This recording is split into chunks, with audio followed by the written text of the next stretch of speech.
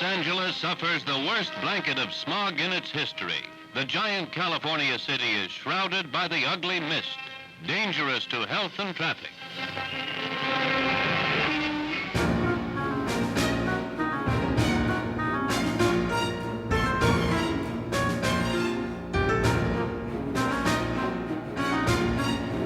California, 1943. It was a growing problem and still a mystery. Everyone knew something had to be done, and quickly. The haze called smog was getting worse. Burning eyes, searing throats, literally choking the life out of Californians. But what was smog? What were the health effects? And how much was too much? Where did it come from, and how do you control it? The best scientists at Caltech, the University of California, and Stanford were put to work. What they discovered set the stage for pioneering air pollution work over the next 5 decades, making California a world leader in the fight against smog. Scientists simulated the atmosphere in chambers until the answers came. They discovered that smog was mainly ozone gas and very small particulate matter. It came from the burning of fuels and the emission of hydrocarbon vapors, cooked under stable air in warm sunlight. It was the recipe for a toxic soup. I've been a resident of this city for 12 years. And brother, I can't take it anymore. In those early years, few understood that smog could cause permanent lung damage. Fewer suspected that it came from thousands of different air pollution sources. No one imagined that it would take the next 50 years of science and politics to make substantial progress controlling smog. It would take concerned citizens working with local and state government to pass laws that protect the public from air pollution. And it would take academia and industry working together to create innovative engineering solutions to reduce air pollution emissions. In early years, smoke from factories was wrongly perceived as the main ingredient of smog. The city of Los Angeles was first to jump into the fight during World War II years, adopting smoke regulations. They had little effect on the smog. At the same time, officials realized that it would take more than one city standing alone to reduce smog throughout a vast air basin. They discovered that the chemistry of air pollution is complex and that it knows no geographic boundaries.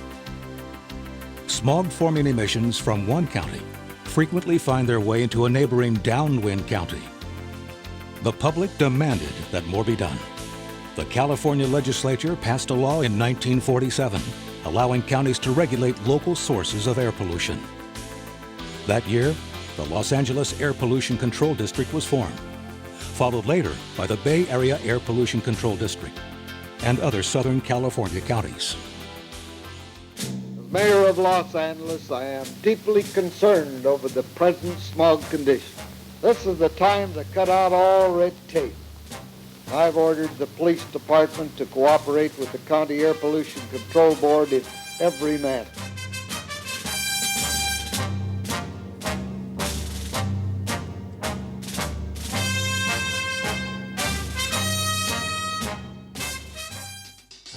The air districts started their cleanup with large industrial sources of air pollution emissions, burning landfills, refineries, power plants, and factories. Later, regulations controlled emissions from thousands of smaller industrial sources, paint shops, plating operations, gasoline stations, boilers, and incinerators. Emissions from these sources, taken together, added up to a major portion of the smog problem.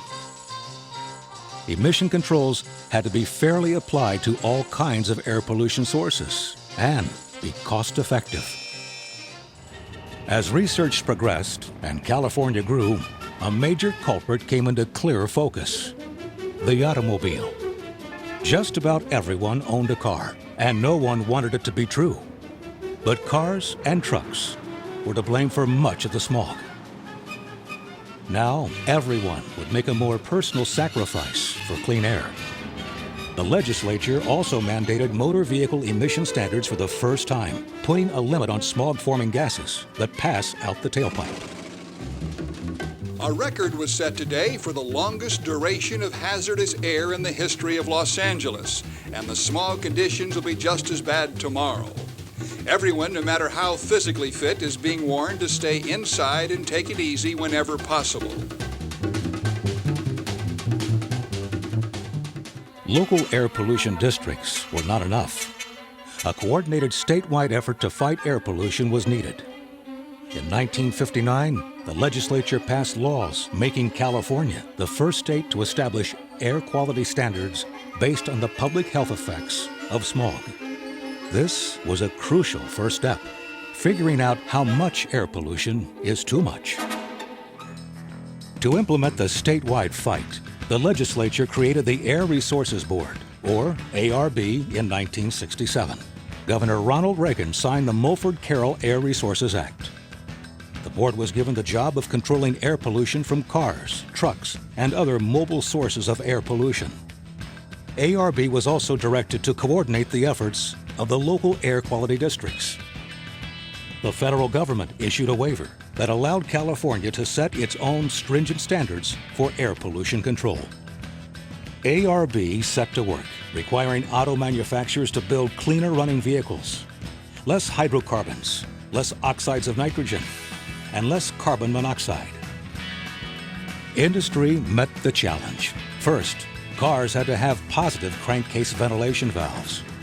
Later, every car had to have a catalytic converter. Vapor recovery nozzles became mandatory at gas stations. Leaded gasoline was phased out. Low sulfur fuel oil and diesel fuel were phased in. In 1969, ARB was first in the nation to set ambient air quality standards for ozone, oxides of nitrogen, sulfur dioxide, carbon monoxide, and particulate matter. The first automobile nitrogen oxides, or NOx, standards in the nation were adopted by ARB in 1971, ushering in a 40-year-long effort to require ever lower emission standards. But even as cars and industry polluted less, smog levels declined only slightly. Between 1950 and 1980, 13 million more people called California home, and most of them drove cars or trucks. They drove more and they drove further. The downtown Los Angeles skyline was shrouded in smog again today. Commuters driving into the city saw it slowly emerge from a dense gray haze. Millions of people are coughing and wheezing their way through the worst October smog attack in almost a decade.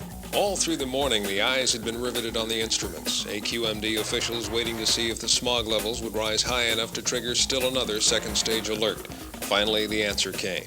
This is the South Coast Air Quality Management District.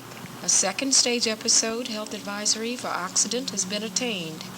The maximum hourly average contaminant concentration is 0.39 parts per million in the East San Gabriel Valley, area number 9. Air quality planners and government agencies had no choice. They would have to design tougher rules to keep up with explosive population growth and more air pollution. The effort involved in drawing up the smog rules in the first place has been enormous. It's a task that has taken several years. And now it's obvious that the job of working to comply with those rules will be equally as large. As before, California led the nation and the world developing new strategies to reduce smog levels. To protect public health, it was the only choice we had. It's good to get out in the open air. And I wish it wasn't so smoggy. Looks to me like the air is so messed up, we won't even be able to breathe someday. Excuse me, I didn't catch that.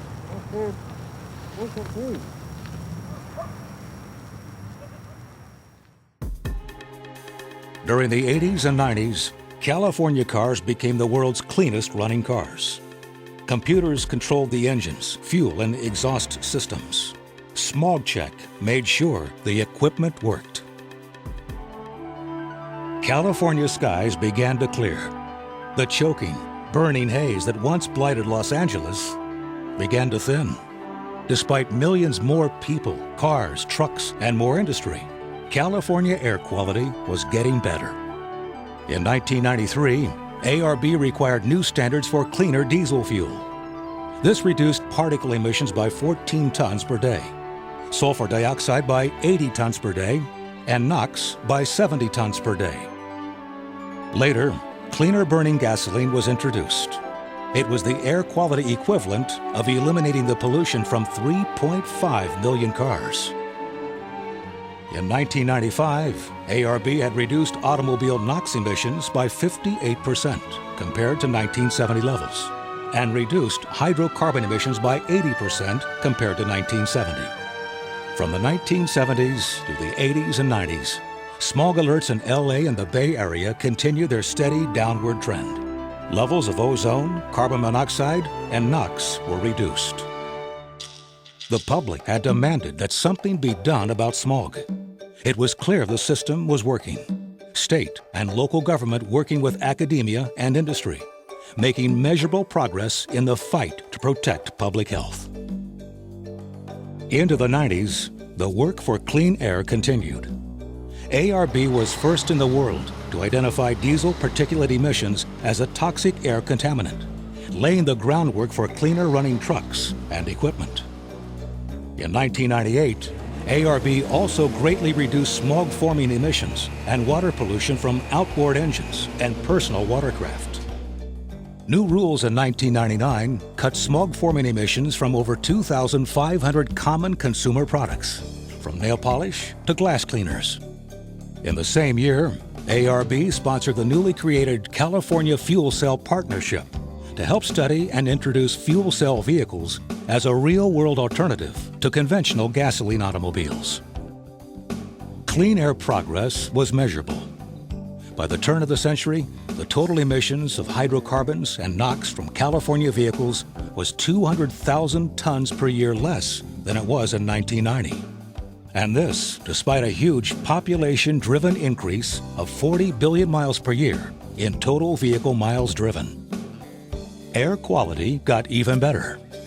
LA smog alerts went from 148 in 1970 to none in the year 2000. Smog alerts in the San Francisco Bay Area disappeared completely, but more work remained. To address the impact of air pollution on California's children, ARB initiated the Children's Environmental Health Protection Program in 2000. 6 communities were selected for study, and a pioneering research study firmly established that children's lung development is damaged by long-term exposure to air pollution.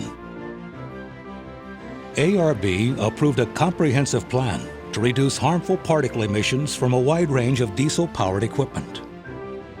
Part of the massive effort to reduce diesel pollution centered on goods movement in California. Working with the ports and local air quality management districts, ARB helped develop the most comprehensive plan in U.S. seaport history to reduce diesel pollution from port-related operations. Ranging from ship emissions to rail yard emissions to support equipment, particle and smog-forming NOx emissions are being reduced. Furthering its forward-looking stance, ARB adopted in 2004 the nation's first greenhouse gas rule to require automakers to sell cars with reduced greenhouse gas emissions starting in 2009. When AB 32 was passed in 2006, the California Global Warming Solutions Act, ARB became responsible for the world's first comprehensive program of regulatory and market mechanisms to achieve greenhouse gas reductions. To avert serious environmental consequences, greenhouse gas emissions must be reduced. Much has been accomplished over the last 40 years, protecting public health while allowing for economic growth. Now, scientists know that had we done nothing, the air in Los Angeles would be the worst in the world, with peak ozone levels at least 4 times higher than they are today.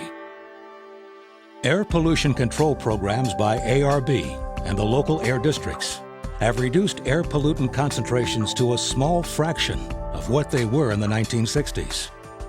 Researchers estimate this effort has prevented thousands of premature deaths in California at a modest cost of less than 0.1% of California's yearly gross domestic product. Had lead not been banned from gasoline, scientists believe that the IQ of some people growing up in Los Angeles could have been reduced up to 7 points. The air is much cleaner, but not clean enough. Today, automobiles run 99% cleaner than they did in the 1960s. But transportation must pollute less as population rises. And we know now that PM 2.5, or particles less than 2.5 microns in size, are responsible for most air pollution-related deaths. ARB and local districts have adopted an aggressive control strategy. Today, PM 2.5 pollution has been reduced to roughly half of what it was in the 1980s. But PM 2.5 is still too high. Unhealthy levels of air pollution violating state and federal standards are still with us. With more people driving, with even more cars, more trucks, reaching clean air goals will require even more innovative solutions. Zero pollution options, such as electric and fuel cell vehicles, will chart the future of personal transportation. But California will need more than cutting-edge technology to clear California skies. Smart consumer choices, such as carpooling and alternative transportation, will matter more than ever. Public support for air quality programs will be crucial for success. Once again, California can take a pioneering lead, watched around the world in the fight against air pollution. Clean air. It's up to us.